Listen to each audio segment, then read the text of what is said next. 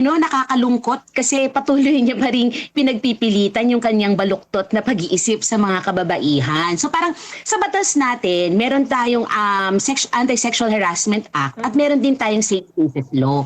Sa batas, nakasulat na hindi mahalaga kung ano ang intensyon nung nambiktima. Ang mahalaga ay kung ano ang naramdaman ng biktima o nung sinabihan nito. So, pumapasok pa rin iyon doon sa ginawa no ni Kong Sontay. Actually, nitong kahapon lang no ay nag-file na ng ethics complaint sa kanya sa loob ng Kongreso dahil sa malinaw no na harassment itong kanyang binitiwang mga salita. Actually, kahapon din ata ay naglabas na ng public apology yung kahit yung kanyang asawa na nagsasabi hindi katanggap-tanggap no yung ginawa ng kanyang asawa at walang sino mang babae, kapatid, asawa, nanay o kaibigan na pwedeng sabihan ng ganitong klase ng mga remarks.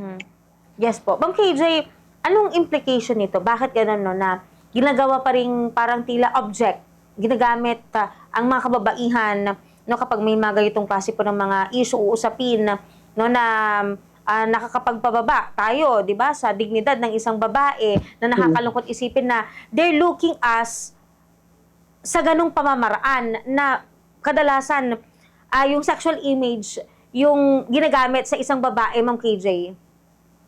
Oo, totoo yan, Bombo Justino. Actually, nakatanim pa rin. No, sa panahon ng isinusulong na natin yung maraming karapatan ng mga kababaihan, kagalingan ng mga kababaihan, meron pa rin ganitong mga pag-iisip. No? Actually, cultural kasi ito no? Matagal na nakatanim sa ating kultura kung paano tinitingnan yung mga kababaihan. Di unang-una dyan, parang kasalanan natin, no? Parang lagi-lagi na kapag tayo ay nabiktima ng harassment o tayo ay nahipuan o tayo ay na-rape, lagit-laging ang punto ng pagsisisi, paninisi ay sa atin pa ring mga kababaihan. Ano ba ang suot mo? No, 'di ba? Laging tatanungin, ano ba ang suot mo? Lumabas ka kasi ng ganitong this oras ng gabi. Pero kailangan nating intindihin at unawain na ito ay nakatanim sa ating kultura, no?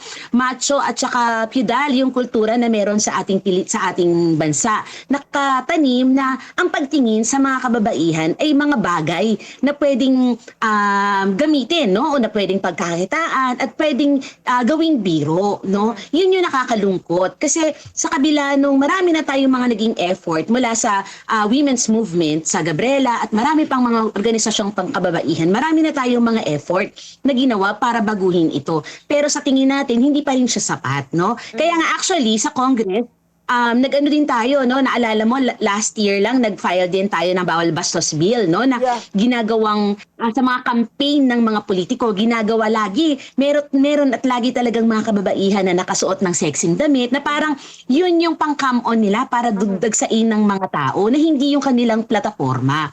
So tayo, di ngayon, nagpo-propose din tayo sa Congress na kailangan magkaroon ng gender sensitivity training, hindi lamang sa mga staff.